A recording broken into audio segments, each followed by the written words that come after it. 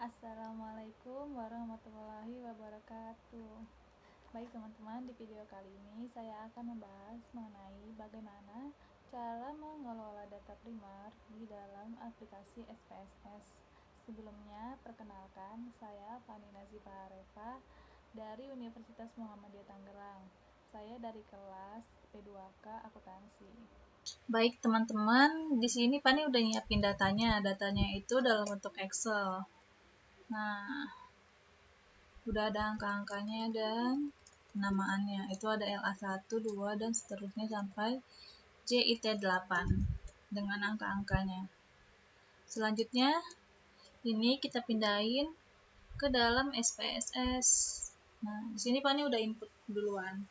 Untuk teman-teman yang masih belum paham cara input datanya, kita pilih ke variable view. Nah, lalu nama-nama yang LA1, LA2 ini kita pindahin ke kolom name. Ini tipenya numerik, bitnya 8, dan untuk desimalnya itu harus kita jadikan 0 dulu. Dan untuk measure-nya kita pastikan itu dalam mode skala. Selanjutnya kita balik lagi ke data view. Data view ini angka-angka yang tadi, jadi kita pindahin ke sini kolomnya. Nah, ini kita pindahin semua. Jika sudah, langsung aja kita olah datanya ya. Yang pertama kita ke menu analis. Nah, dari menu analis kita cari skala, scale, kita klik reliability analysis. Nah, udah muncul kolom begini. Lalu kita pilih data yang mau kita olah. Di sini Pani cuma mau ngambil data LA1 sampai dengan LA8. Kita blok aja. Lalu kita pindahin ke kolom item. Setelah itu pastiin model ini dalam bentuk alpha. Di sini udah sesuai, yaitu mode alpha. Selanjutnya kita pilih ke statistik. Nah, statistik ini kita centang, kita mau nampilin apa aja. Di sini Pani mau ngambil scale of item delete pada kolom descriptive for, dan di kolom inter item itu mau ngambil correlation-nya. Selanjutnya continue. Lalu oke. Nah, ini kan sudah jadi bakalan muncul nanti dia item total statistik.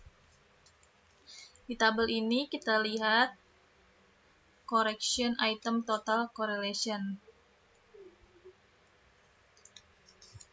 Nah, nilai tersebut adalah nilai validitas butir pernyataan. Butir pernyataan dianggap valid apabila nilai correction item total correction itu perhitungannya R hitung lebih besar daripada R tabel. Perhitungan DF sama dengan N dikurang 2 sama dengan 100 dikurang 2 sama dengan 98. Nilai R untuk tabel DF sama dengan 98 dengan A-nya sama dengan 5% atau pengujian satu arah sebesar 0,197. Untuk butir pernyataan LA1 dan LA4, nilai R hitung lebih kecil dari R tabel atau 0,197. Maka butir pernyataan tersebut tidak valid. Jadi di kolom LA ini dia itu hasilnya 0,181. Sementara tadi standarnya adalah 0,197 atau harus lebih besar dari itu. Sementara ini di bawah 0,197, maka untuk data LA1 ini datanya tidak valid. Sementara untuk pernyataan lain selain dari LA1 itu ada LA2, LA3, dan seterusnya. Ini nilainya di atas 0,197. Maka pernyataan ini dari LA2 sampai LA8 dianggap valid. Uji validitas ini berguna untuk mengetahui kevalidan atau kesesuaian kuesioner yang peneliti gunakan untuk memperoleh data dari para responden. Untuk butir pernyataan yang tidak valid, hal yang perlu dilakukan adalah mengganti butir pernyataan dengan pernyataan yang baru atau bisa juga dengan menghapus butir pernyataan tersebut dalam olah data SPSS. Lakukan dengan cara yang sama tahapan ini untuk variabel-variabel yang lainnya. Selanjutnya kita perhatiin kolom yang atasnya. Di sini ada kolom reliability statistik. Pada tabel di atas, nilai Cronbach's alpha-nya 0,648. 0,648 itu lebih besar dari standar yang tadi, yaitu 0,197. Maka dapat disimpulkan, kuesioner yang digunakan dalam penelitian ini secara keseluruhan bersifat reliable. Secara umum, uji reliabilitas digunakan untuk mengetahui tingkat kekonsistenan kuesioner yang digunakan oleh peneliti dalam menghasilkan data, walaupun kuesioner digunakan kembali di waktu yang berbeda dengan responden yang berbeda. Bagaimana teman-teman? Tidak sulit kan? Nah, selanjutnya di sini Pani mau mengolah data analisis statistik deskriptif. Nah, dari data yang tadi itu, Pani udah ngejumlahinnya. Data-data skor ini yang Pani blok warna kuning, itu kita pindahin ke dalam SPSS. Di sini Pani udah pindahin menjadi data Y, data X1, X2, X3, dan X4. Baik, untuk langkah pertamanya analisis statistik deskriptif ini, yang pertama yaitu kita klik lagi menu analisnya, kemudian klik di deskriptif statistik. Lalu kita klik deskriptif. Nah, setelah muncul tabel kayak gini, lalu semua variabelnya kita pindahin kolom variabel. Dipindahin ke variabel, lalu klik menu option. Di sini Pani mau nyentang min, standar deviasi, minimum, maksimum, kurtosis, dan scale-noise. Display ordernya kita buat variable list. Continue, lalu oke. Nah, di sini udah muncul outputnya.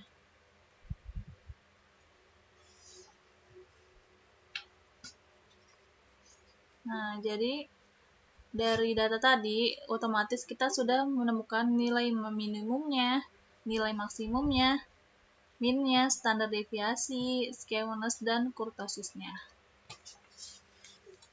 Nah, dari data ini juga tadi, kita bisa ngolah lagi menjadi data uji normalitas. Caranya yaitu balik lagi ke menu analis, kemudian regression, kemudian linear. Nah, nanti bakal muncul tabel seperti ini. Lalu variabel Y-nya kita pindahin ke kotak dependent, dan X1 sampai X4 kita pindahin ke independent.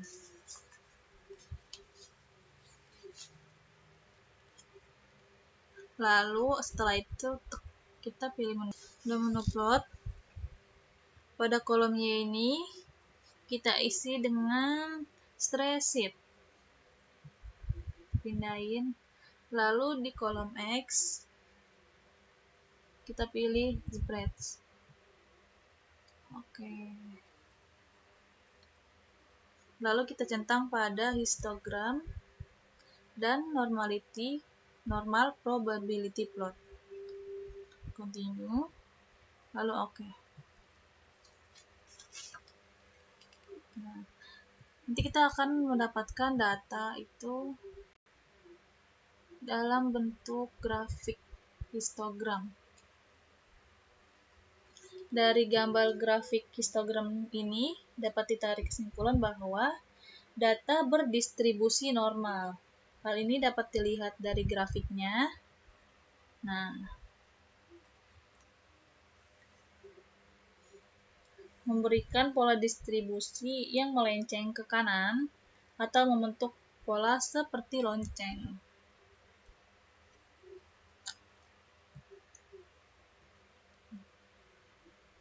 Pada grafik p-plotnya dapat ditarik kesimpulan bahwa datanya itu berdistribusi normal. Hal ini dapat ditarik atau dilihat dari titik-titik yang ada pada grafik v-plot, mengikuti dan mendekati garis diagonal.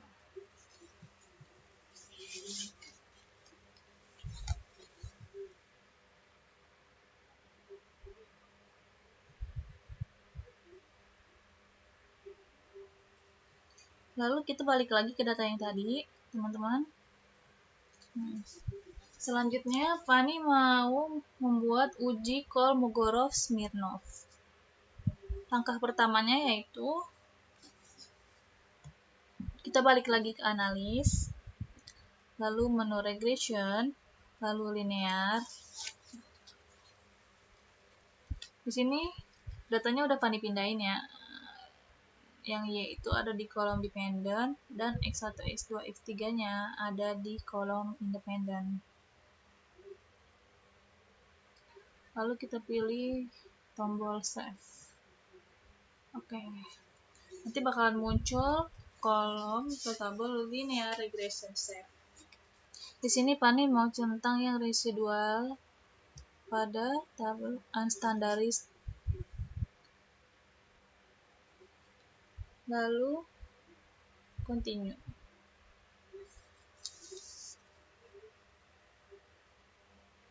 Lalu oke. Nah, kita balik lagi. Nanti bakalan muncul tabel baru. Data baru itu namanya array 1.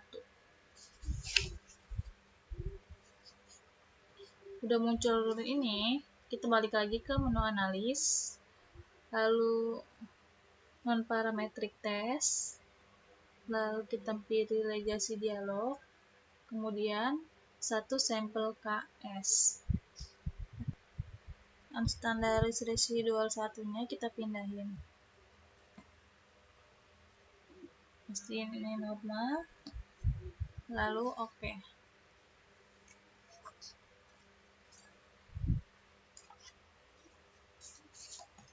Nah, dari uji Smirnov tadi nanti bakalan muncul output kayak gini. Berdasarkan tabel ini, interpretasinya adalah jika nilai dari asinus naik dua tail ini di atas 0,05 nilainya, maka distribusi data dinyatakan memenuhi asumsi normalitas atau data berdistribusi normal. Dan jika nilainya di bawah 0,5, maka diinterpretasikan sebagai tidak normal. Nah, tadi kan standarnya adalah 0,05, sementara data kita ini adalah nilainya 0,02. Berarti data kita berdistribusi tidak normal. Nah teman-teman, gimana? Nggak susah kan untuk mengolah data primer tersebut? Nah, mungkin untuk video kali ini saya cukupkan pembahasannya untuk sampai di sini. Semoga kita bisa lanjut di video berikutnya. Kurang lebihnya mohon maaf. Wassalamualaikum warahmatullahi wabarakatuh. Bye.